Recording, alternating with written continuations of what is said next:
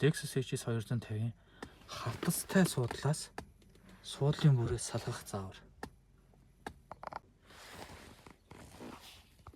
Танд нэг ширхэг юм нэмэх хэвтэрх хэрэгтэй.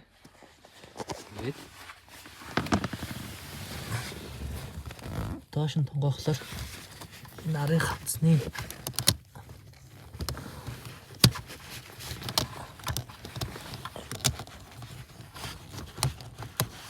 ийм эзэнээр тогтоосон байгаа. Эзэнүүдийг салгаад тэгээд энд нэг болт, энд нэг болт, ингээ хоёр болт байгаа.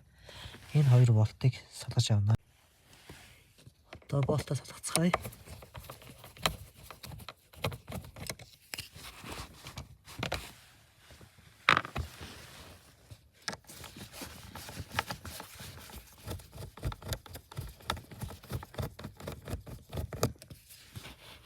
Ингээд ер нь суудлын арын хавтас бол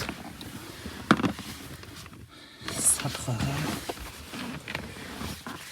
Жохон татаад доош нь татж авна. Дээдл дээр нь баг зэрэг төлөвч өгөөд тэгээд авнаа. Яг энэ хэсэгт хуруу орж ийн. Энэ хуруу орж байгаа шүү. Жохон хуруу оруулаад баг зэрэг дээшээ өргөөд тэгээд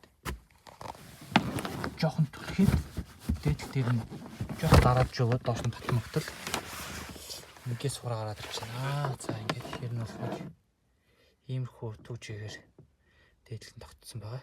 Тэгээд баг зэрэг өргөөд доош нь дарна утал доош нь татна утал ер нь бол сур гарчнаа. За тэгээд суудлын бүрээс ингээд амхан таригдчихнаа.